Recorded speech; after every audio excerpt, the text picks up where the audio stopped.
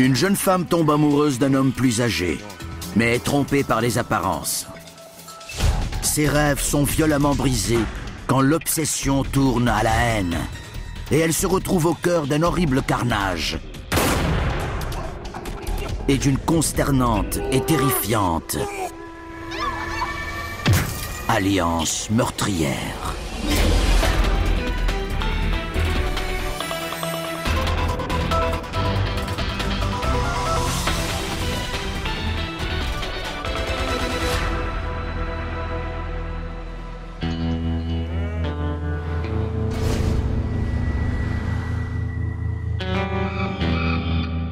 Pour bien des gens, les riches terres agricoles du Nebraska représentent le cœur de l'Amérique. De grands espaces, de paisibles terres ondulées, une impression de détente, jusqu'à ce que de temps à autre, une violente tempête se déchaîne, laissant dans son sillage destruction et misère.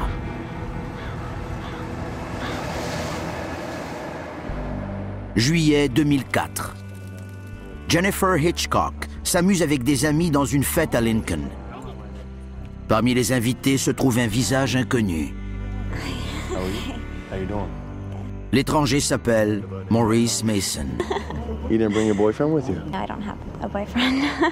Il est de 15 ans son aîné, mais elle est malgré tout immédiatement attirée par lui.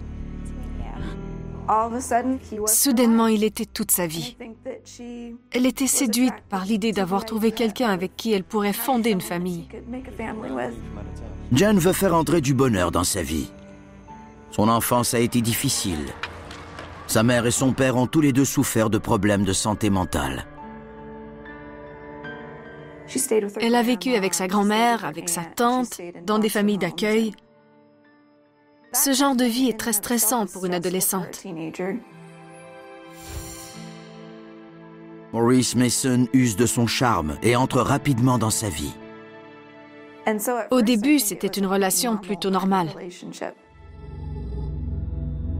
Éperdument amoureuse, Jennifer découvre bientôt que Mason cache un côté beaucoup plus sombre. Ils sont vite devenus très amoureux, mais il a profité de sa vulnérabilité. Mason découvre qu'il peut facilement manipuler Jen. Il la convainc de le laisser emménager avec elle. Maintenant qu'ils vivent ensemble, Maurice Mason montre ses vraies couleurs. Il veut tout contrôler et est complètement obsédé par Jen. Il ne quittait jamais Jen des yeux. Il ne la laissait pas vivre une minute sans exiger de savoir où elle était et ce qu'elle faisait. Jennifer rêve de devenir infirmière, mais c'est elle qui a besoin d'aide présentement. Elle s'est dirigée droit vers les ennuis et est prisonnière de sa propre maison. Where the hell are you going? Oh no, I wasn't even here. Come on. You don't go anywhere without talking to me first. Elle devait rester là. Elle ne pouvait aller nulle part, ne devait pas sortir. Elle ne devait pas ouvrir la porte. You didn't talk to me about it first. You know you don't go anywhere without asking me. Le contrôle qu'exerçait Mason sur Jennifer passait d'abord par la violence et la menace de violence. Mais il ne se contente pas de menacer Jennifer. Maurice a menacé de tuer son grand-père et de faire exploser leur maison. Ça semble ridicule et complètement insensé, mais elle craignait sincèrement qu'il pose ces gestes.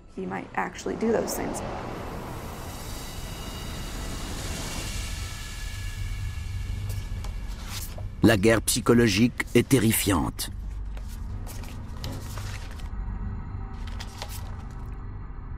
Pick one.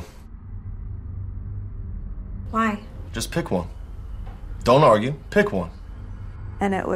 C'était moi ou un ami commun. It's not funny.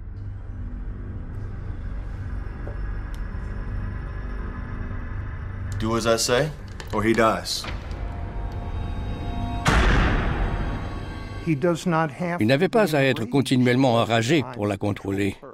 Il lui suffisait de donner l'impression d'être prêt à la violence. You understand, don't you? Après des mois de violence, de menaces et d'isolement, Jen trouve enfin le courage de s'enfuir de sa propre demeure. Elle avait trop peur de lui pour lui dire qu'elle voulait qu'il parte. Alors elle lui a écrit une lettre pour le lui demander.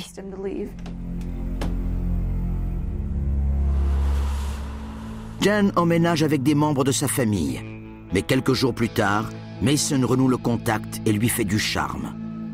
Il assure à Jen qu'il déménagera et qu'il la laissera tranquille si elle lui rend un dernier service en mémoire du bon vieux temps. Will you come with me? No. Oh, come on. Just to come see my son in Wisconsin. Il voulait aller rendre visite à son fils et il voulait que Jen y aille avec lui. Il ne serait parti que quelques jours, disait-il.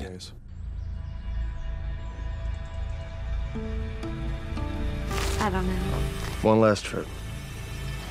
For me? Okay. Thank you.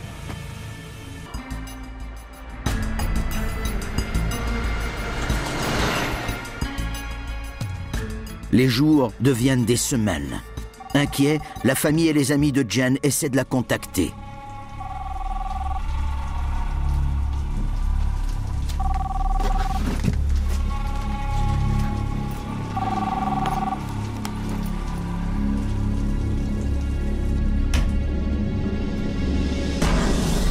Think I can't hear you?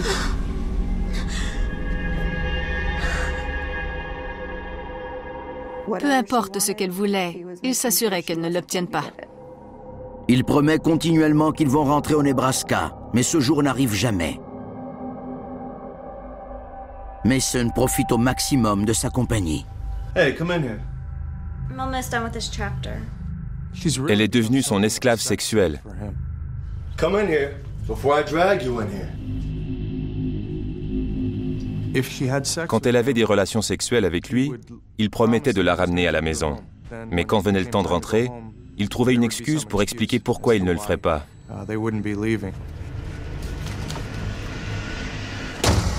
Mason ment aux membres de la famille de Jen.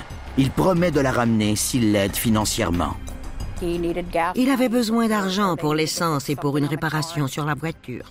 On lui a envoyé l'argent et elle ne rentrait pas. Il a continué à soutirer de l'argent aussi longtemps qu'il a pu, en enchaînant les excuses. Finalement, inquiète, la tante de Jen appelle le service de police de Lake Delton et dit aux agents que sa nièce est peut-être retenue contre son gré. Les policiers retracent vite le couple dans un motel local. J'ai appelé un autre agent qui s'est présenté avec moi sur les lieux. On est allé à la chambre 12 et on a cogné à la porte.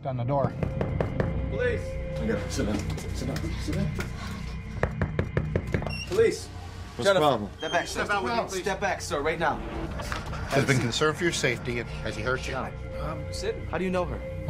Maurice voulait savoir ce qu'on faisait là. Je lui ai dit qu'on répondait à une plainte pour disparition venant de Lincoln et qu'on voulait parler à Jennifer. That's my girl. How long you been knowing her? For long? Jen est trop effrayée pour dire du mal de Mason. Mais les agents comprennent vite qu'elle est retenue contre son gré. Jennifer semblait très nerveuse et très tendue. Quand il n'était pas à portée de voix, elle nous a dit qu'il fallait qu'elle sorte de là. Les agents avisent Mason qu'ils amènent Jen pour sa propre sécurité. See, Jennifer, stay here. Il est devenu agité. Il a élevé la voix. She's not going anywhere. Je lui ai dit qu'on l'amenait et qu'on s'assurerait qu'elle se retrouve en sécurité auprès de sa famille.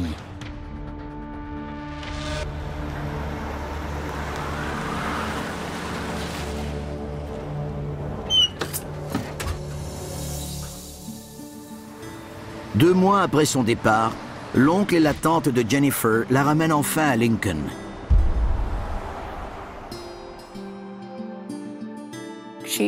Elle était très heureuse de revoir tout le monde. Elle était contente de rentrer. Elle voulait retourner à l'école.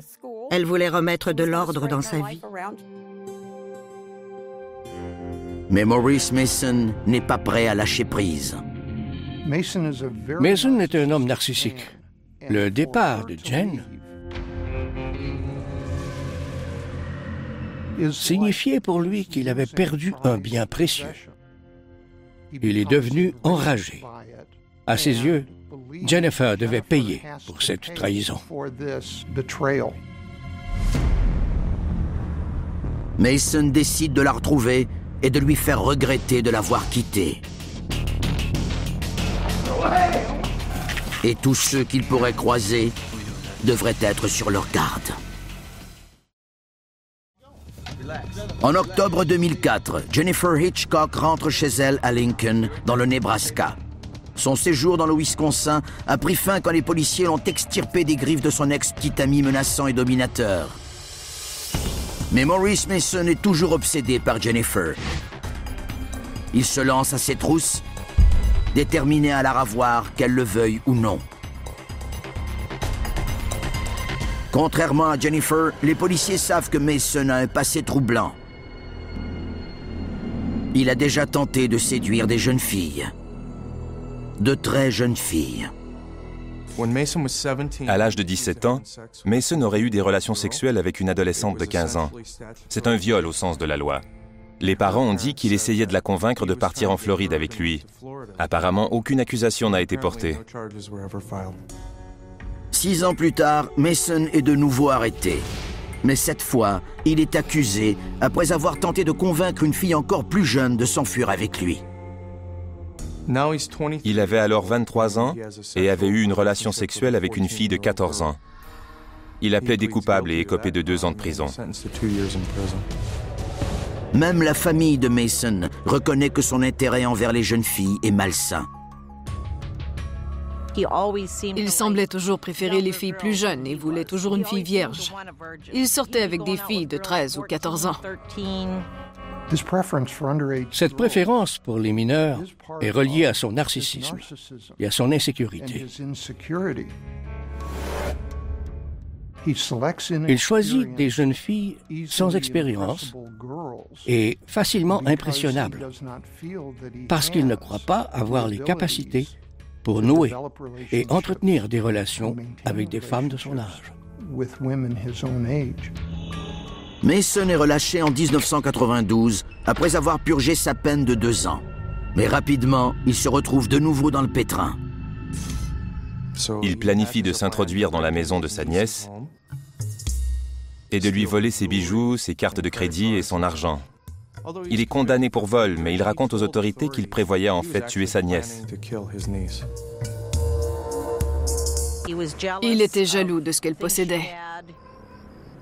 Il a dit plus tard qu'il voulait seulement la ligoter et lui voler sa voiture. On ne saura jamais, Dieu merci. Maurice Mason veut convaincre les autorités qu'il est psychopathe. You know, not a day goes by, but I don't think about killing somebody. Mason a raconté au psychologue qu'il rêvait régulièrement de tuer des gens.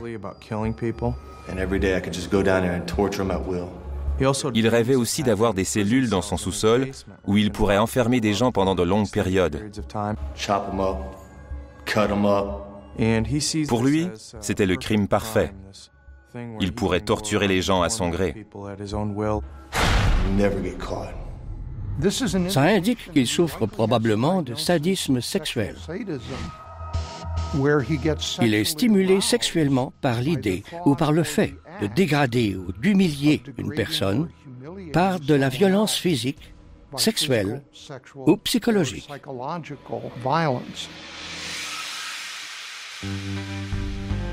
Au début de l'année 2002, Mason, maintenant âgé de 34 ans, est libéré. Il emménage avec son neveu de 24 ans, Benny Fryer, qui, après avoir vécu une enfance atroce, voit en son oncle un homme à qui il peut enfin faire confiance.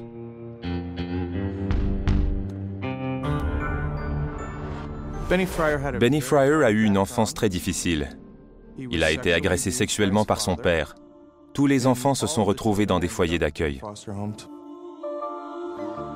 Son père s'étant ainsi retrouvé derrière les barreaux, le jeune Benny Fryer s'accroche à l'amitié de son oncle et aux conseils qu'il lui prodigue. Maurice était le seul oncle qui passait du temps avec lui. Ce n'était pas une bonne chose, en fin de compte. Ben était très vulnérable à la manipulation de Mason, parce que Mason semblait être pour lui une figure paternelle bienveillante.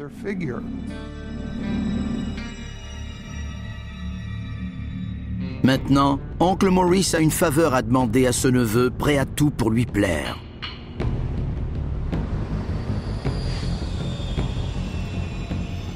Ils arrivent à Lincoln, dans le Nebraska.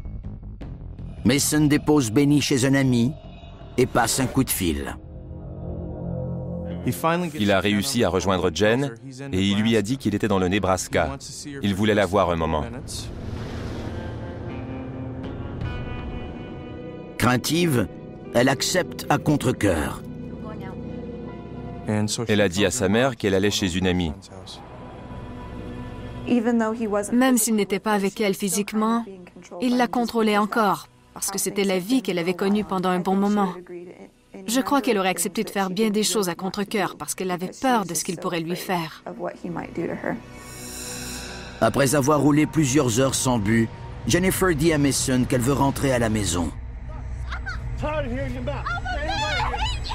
Une querelle éclate et ils s'emportent soudainement dans une rage incontrôlable.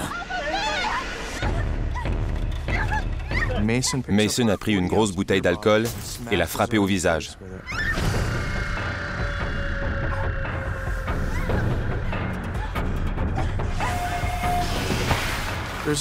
Il y avait un baril d'huile à moteur tout près.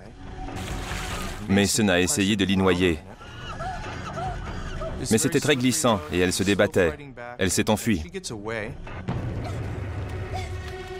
Mais pas très loin.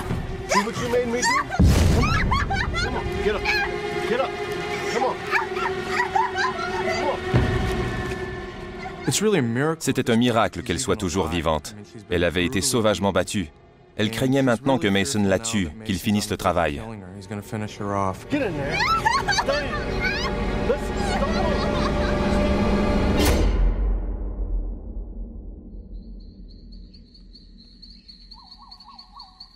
Mason roule jusqu'à une halte routière en périphérie de Lincoln. Elle était dans le coffre. Elle gémissait, elle grognait.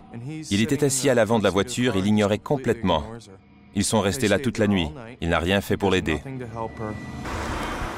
Le lendemain, Jennifer est toujours coincée dans le coffre, blessée. Maurice va chercher son neveu, Fryer. Ils louent une chambre dans un motel local et font discrètement entrer Jennifer pour essayer de nettoyer ses blessures.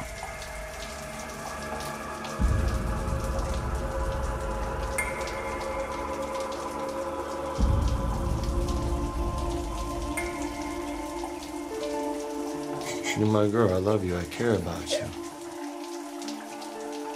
C'est rabaissant, dégradant, c'est de la torture. C'est une façon horrible de traiter un autre être humain. Ça indique encore une fois qu'il est un être malade et tordu. Jennifer est marquée de coupures, de contusions et d'enflures. Mason a un plan pour gagner du temps en attendant qu'elle guérisse et pour tenter de reconquérir la femme qu'il aime. Il savait que si quelqu'un la voyait dans cet état, il aurait de graves problèmes. La prison l'attendait. Il a décidé de retourner se cacher avec elle dans le Wisconsin. Avec un peu de chance, ses blessures pourraient guérir. Mason contrôlait alors complètement sa vie. Elle a accepté de le suivre, mais elle savait au fond d'elle-même que c'était de mauvais augure. Pour le moment, Mason et Fryer ont des soucis plus pressants. Ils ont désespérément besoin d'argent. Une vieille connaissance va bientôt apprendre à ses dépens que lorsque Maurice Mason arrive, les problèmes ne sont pas bien loin.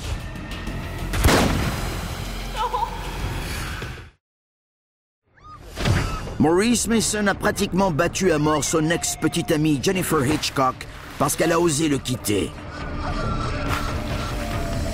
Flanqué de son plus fervent admirateur, son neveu impressionnable Benny Fryer, il parcourt de nouveau les 800 km séparant Lincoln dans le Nebraska de Lake Delton dans le Wisconsin pour éloigner Jennifer de sa famille. Mason sait qu'ils appelleraient la police s'ils voyaient la raclée qu'elle a reçue. Mais les deux hommes commencent à manquer d'argent. Mason a conçu un plan. Ils vont kidnapper un homme qu'il a rencontré dans une maison de transition en sortant de prison.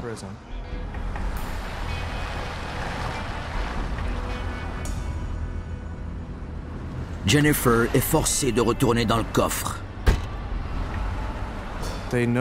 Ils savaient qu'ils ne pouvaient pas laisser Cline voir Jen dans cet état. Ils craignaient que ça l'effraie. Alors ils l'ont ligoté et jeté dans le coffre de la voiture.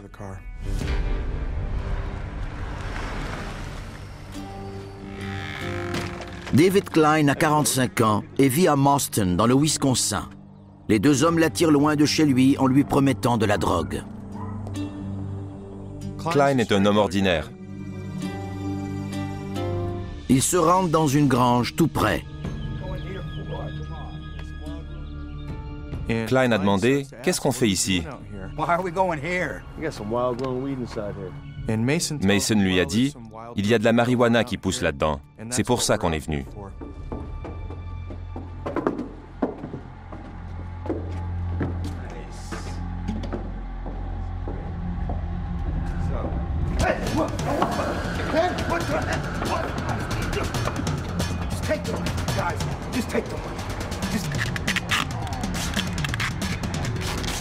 Just take the money. You can have it.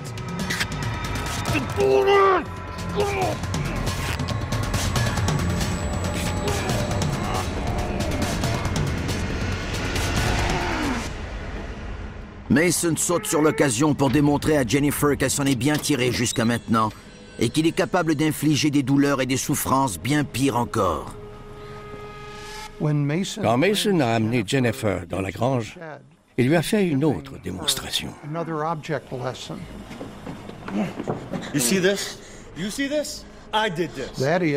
Il disait, si tu n'obéis pas, tu pourrais toi aussi mourir d'une mort lente et douloureuse. Les criminels disent à Cline qu'ils aviseront quelqu'un de l'endroit où il se trouve pour qu'on puisse le secourir. Mais ils n'en font rien. Cet après-midi-là, avec en tête l'idée de dévaliser une banque, ils se rendent dans un magasin où Fryer achète un fusil de calibre 12, des munitions et une scie à métaux. Fryer a pu acheter le fusil parce qu'il n'était pas un criminel reconnu comme Mason. Ils sont sortis avec le fusil. Ce soir-là, June Cline rentre chez elle et ne trouve son mari nulle part. J'entendais la télévision. Je suis entrée dans la maison et il n'était pas assis dans le fauteuil. Ce n'était pas inhabituel. Je me suis dit qu'il était allé voir un ami à pied. Il n'y a pas lieu de s'inquiéter jusqu'à ce que June fasse une découverte troublante. J'ai vu que ses pilules pour l'épilepsie étaient restées là. Il ne les avait pas prises avec lui. Alors j'ai commencé à m'inquiéter un peu. Elle appelle le bureau du shérif du comté de Juneau pour rapporter sa disparition. Les services de police ont été avisés de sa disparition et du fait qu'il avait besoin de médicaments. Son nom et ses informations ont été saisis dans la base de données nationale. Une voisine affirme aux agents l'avoir vu ce matin-là en compagnie de 2 étrangers. Elle a vu un véhicule rouge dans l'entrée de la résidence des Cline. Elle a vu Dave Cline parler à 2 hommes. Le véhicule était immatriculé au Nebraska. Pendant ce temps, Mason, Fryer et Jennifer arrivent dans un motel de Baraboo à 50 km de l'endroit où ils ont laissé David Cline. Who are we doing next? Not sure yet. Maybe a bank. Là, ils scient le canon de leur fusil pour pouvoir le dissimuler plus facilement et cherchent de nouvelles idées pour subtiliser encore plus d'argent. Dire devant Ben qu'ils allaient dévaliser des banques lui donnait l'impression d'être un homme fort et puissant, prêt à se lancer dans une terrible vague de crimes. Il l'a fait pour impressionner Ben et lui montrer à quel point il était dangereux. Mais je crois qu'il n'a jamais pensé à mettre son plan à exécution, parce que les banques sont bien protégées par des gardes armés. Mason ne voulait pas être touché ou tué en commettant ce crime. Alors, il disait qu'il voulait dévaliser des banques, mais il n'a jamais vraiment eu l'intention de le faire.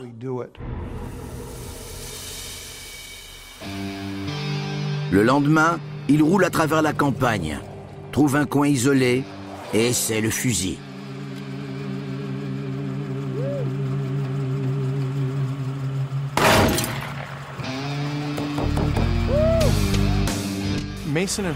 Mason et Fryer ont commencé à se demander ce qu'ils allaient faire pour Klein.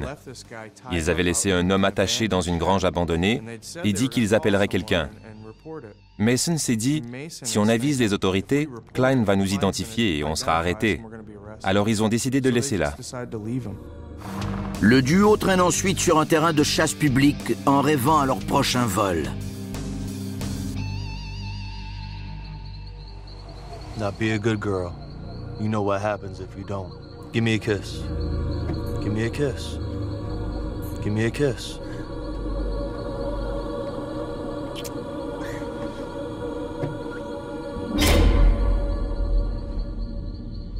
You know what, Benny? I really love that girl. I know. But she knows too much about what we've done, knows too much about us, knows too much about me. Shut up, Jennifer. Jennifer est prisonnière de sa propre voiture, qui est elle-même enlisée dans le sol meuble. Il ne reste qu'une solution. Ils étaient obligés de partir à pied. Ils ont marché un peu et sont arrivés devant un bar. À 21h30, Benny Fryer entre dans le bar. Il a dit qu'il avait un problème de voiture et qu'il voulait téléphoner. En utilisant un nom fictif, Fryer appelle un taxi qui vient les chercher tous les trois devant le bar. Le chauffeur, John Romberg, pense qu'il s'agit d'une course bien ordinaire. Romberg ignorait complètement à qui il avait affaire. Il les voyait comme des clients ordinaires. Il pensait qu'il les ramènerait à la maison et que ce serait tout. Il ignorait qu'il avait fait monter des hommes dangereux. Peu de temps après, ils terminent leur trajet de 25 km et arrivent à Baraboo, là où ils ont scié le canon de leur fusil. Maurice Mason n'a pas d'argent pour payer. Il décide qu'il est temps de démontrer à quel point il peut être dangereux. I don't have any money. Well, if you can't get it, the cops can.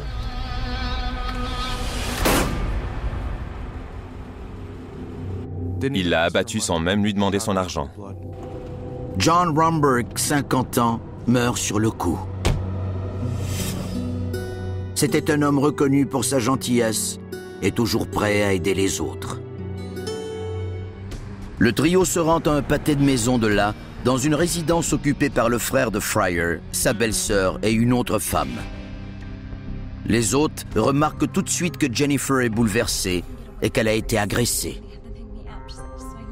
Mason a même avoué l'avoir battu pendant une querelle. Il savait que Mason était un homme très violent.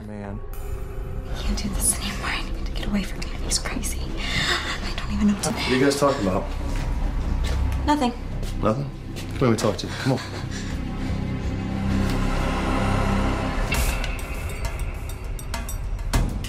Le service de police de Baraboo reçoit un appel.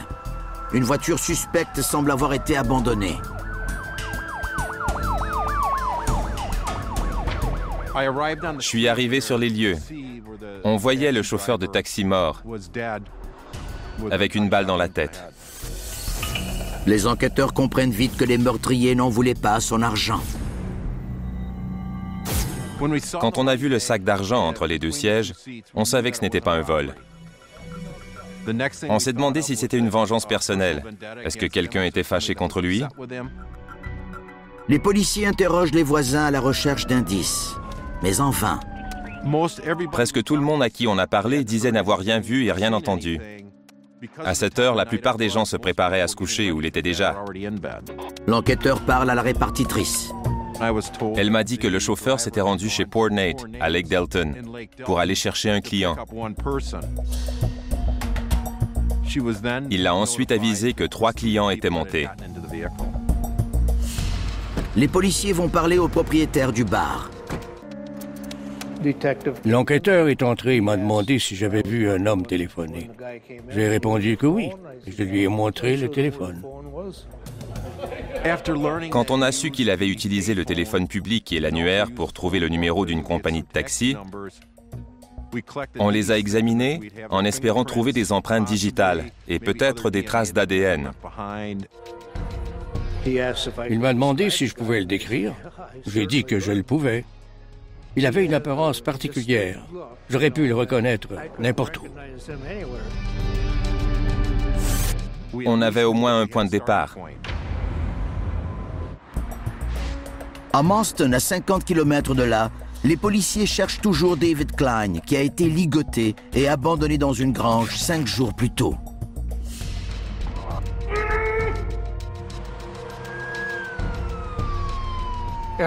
Après quelques jours sans piste, on a vérifié dans des installations médicales du secteur pour voir s'il était inscrit comme patient ou s'ils avaient un patient qu'ils n'arrivaient pas à identifier. Mais aucune information n'est ressortie. On n'avait aucune piste. Le lendemain matin, Mason, Fryer et leurs prisonnières repartent, cette fois en direction des bois. Mason essaie de déterminer ce qu'ils doivent maintenant faire. Ils gravissaient une colline avec Jen. Ils ont rapidement conclu que tout cela était terminé. Ils avaient tué un chauffeur de taxi et laissé une connaissance ligotée. Ils acceptaient lentement le fait qu'ils seraient bientôt arrêtés.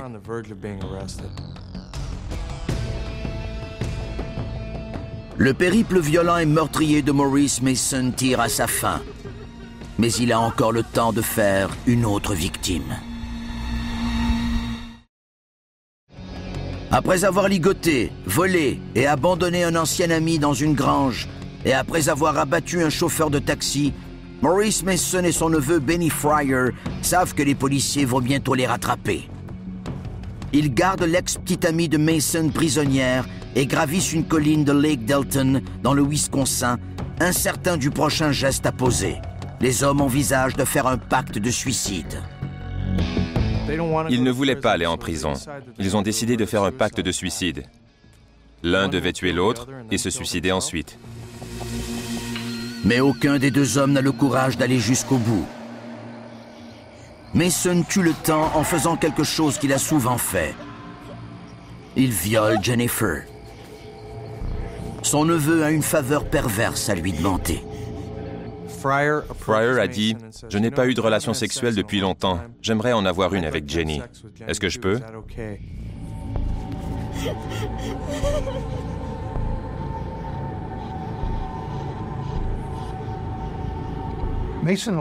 Mason a permis à Ben d'avoir une relation sexuelle avec Jennifer pour passer aux yeux de Ben comme un père bienveillant. Ça satisfaisait aussi son fantasme de voir Jennifer humiliée. Et ça lui permettait également de mieux contrôler et manipuler Ben.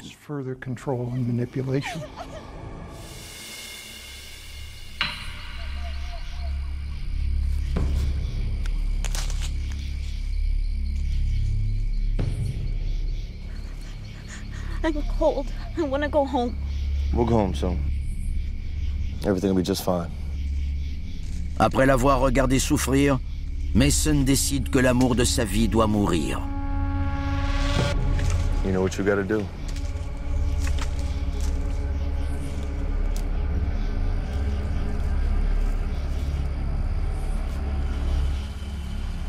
You know I love you, right? I will always haunt you.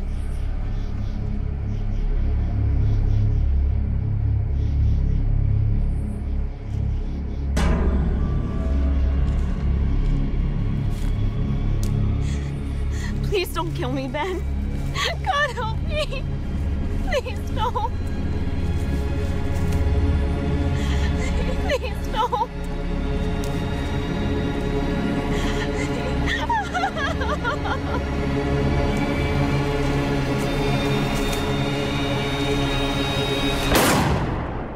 Fryer l'a abattu d'une balle dans la tête à bout portant. Un meurtre impitoyable.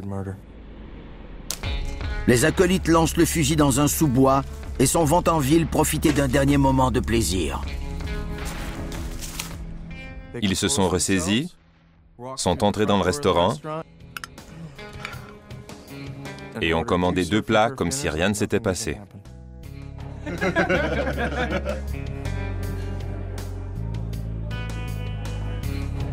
Mason et Fryer demandent au gérant du restaurant d'appeler la police. On a reçu un appel. 2 individus avaient mangé dans un restaurant et demandaient à voir la police. Il disait que c'était une urgence et ne voulait rien dire d'autre. Il voulait parler à la police.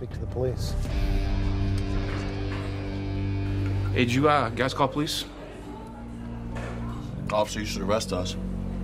Why would I want anything like that? Because we have quite a story to tell you. L'agent les arrête pour avoir commandé un repas qu'ils n'avaient pas l'intention de payer. Une fois en détention, les policiers découvrent leur horrible carnage.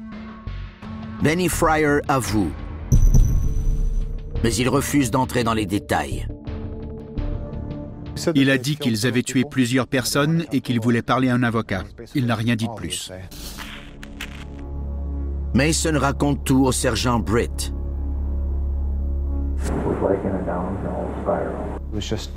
Il était calme. Tout cela ne voulait rien dire pour lui. Malgré qu'il l'ait brutalisé, enlevé, violé et tué, Mason affirme qu'il aimait Jennifer. Every minute that I spent with her was cherished, even under a bad situation. There were some times when Jen wanted to go back and I should have just let her go back. Please. Oh. I love Jen. She didn't deserve that. Mason accepte de guider les enquêteurs jusqu'au corps de Jennifer. J'ai amené Mason sur les lieux. On a traversé le champ avec lui. En arrivant près de l'endroit où le corps a finalement été retrouvé, il s'est arrêté. Il ne voulait pas aller plus loin. J'ai continué pour aller voir le corps. J'ai cherché un pouls et j'ai confirmé qu'elle était morte. Mason affirme qu'il voulait voler le chauffeur de taxi John Romberg et l'enfermer dans le coffre de sa voiture, mais qu'il n'avait pas l'intention de le tuer.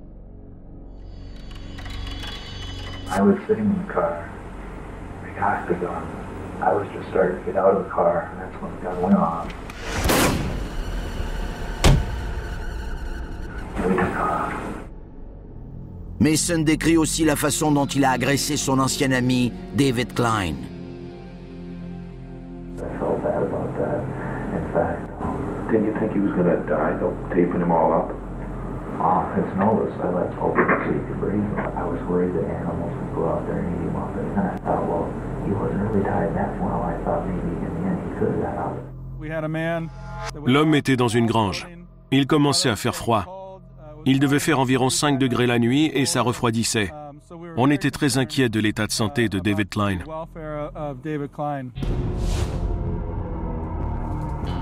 Mason accepte d'amener la police là où il a laissé Klein. Il est attaché dans une grange depuis 6 jours. Le retrouveront-ils vivant?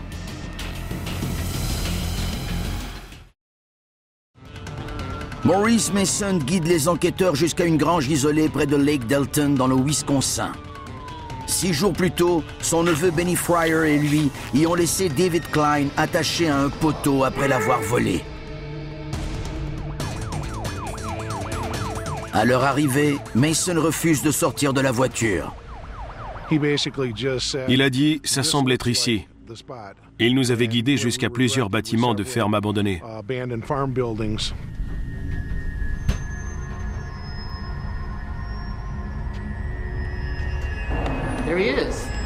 J'ai vu du mouvement, je savais qu'il était vivant.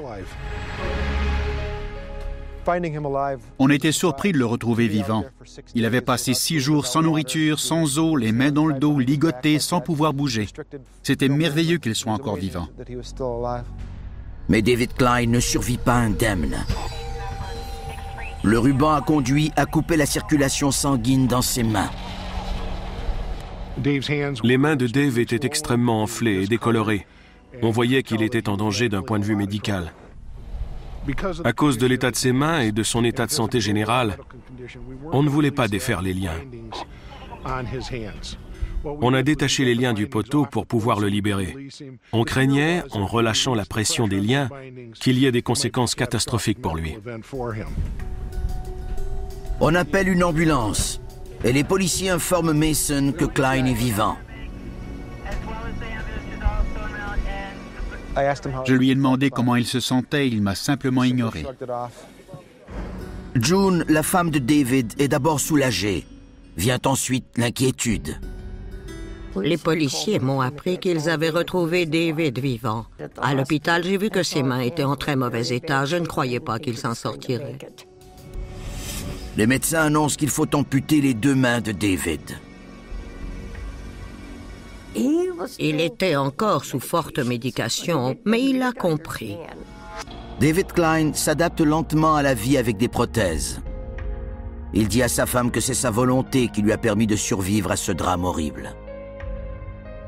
Il ne pensait pas qu'il allait mourir parce qu'il avait une grande force intérieure. Il savait qu'il survivrait. I see myself, and always have, as an awful petty person for the things I've done. I always wanted people to perceive me and see me as a nice person. And you know, I know sitting here under these circumstances, I'm not. Dans l'affaire de l'enlèvement de David Klein, Mason et Fryer sont accusés d'avoir causé des blessures dans des circonstances démontrant un mépris total de l'autre. Ils sont aussi tous les deux accusés de l'enlèvement et du meurtre au premier degré de Jennifer Hitchcock. Pour le meurtre du chauffeur de taxi John Romberg, Maurice Mason fait face à une autre accusation de meurtre au premier degré. Pendant l'enquête, Mason continue à parler. Les enquêteurs lui demandent d'expliquer pourquoi ils ont tué Jennifer. Mason m'a dit que plusieurs raisons expliquaient pourquoi Jennifer, et je le cite, devait mourir. Il avait volé Dave Klein et croyait que c'était maintenant devenu un homicide. Il avait ensuite tué le chauffeur de taxi. Elle en avait été témoin. Ça l'inquiétait et elle devait disparaître. Elle devait mourir pour ne pas pouvoir témoigner contre lui. Mais la raison principale pour laquelle il a tué Jennifer, c'était pour s'assurer qu'elle serait à jamais son amour à lui seul. Une jeune femme qu'il avait aimée, tourmentée, torturée et finalement assassinée. Il ne pouvait pas accepter qu'il soit en prison pendant qu'elle serait avec d'autres. S'il ne pouvait pas l'avoir, personne ne l'aurait. La famille de Jennifer a encore du mal à s'expliquer sa mort tragique. Maurice Mason plaide coupable à toutes les accusations et écope de peine à perpétuité consécutive pour les meurtres de Jennifer Hitchcock et John Romberg. Il écope d'une peine additionnelle de 50 ans pour l'enlèvement de David Klein. Klein a survécu, mais il a dû être amputé des 2 mains. Quand il est venu à l'audience pour la détermination de la peine de Mason, Mason s'est tourné vers lui et a dit « Si j'avais su que tu survivrais, je t'aurais tiré dessus. » Ça montrait encore l'être impitoyable qu'il est. Il essayait de réaffirmer sa domination sur Klein et de montrer publiquement qu'il avait encore du pouvoir sur lui. Mason l'a dit en cours.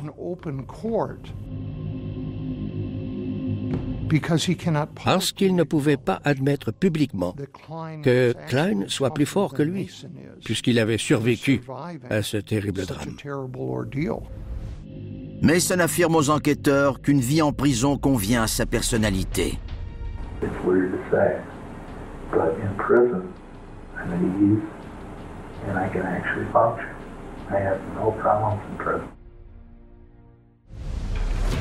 Le neveu de Mason, Benny Fryer, plaide également coupable et est condamné à 40 ans de prison pour le meurtre de Jennifer Hitchcock et l'enlèvement de David Klein. Il était évident pour les procureurs et pour le juge que Fryer était le pion de Mason. Je pense que ça a influencé leur façon de le juger. En 2010, David Klein meurt d'une crise cardiaque, mais il n'a jamais laissé la haine dominer sa vie. Étonnamment, David n'avait pas vraiment de rancœur envers les gens qui lui avaient fait ça. Il était désolé que ça se soit produit. Ça avait changé sa vie. Mais il n'affichait pas la rancœur qu'une personne pourrait avoir compte tenu des circonstances et des blessures profondes qu'il gardait. Ben et Mason formaient une parfaite alliance meurtrière. Ben avait besoin d'une figure paternelle et Mason avait besoin qu'on l'idolâtre. C'était parfait pour eux, mais fatal pour tous les autres.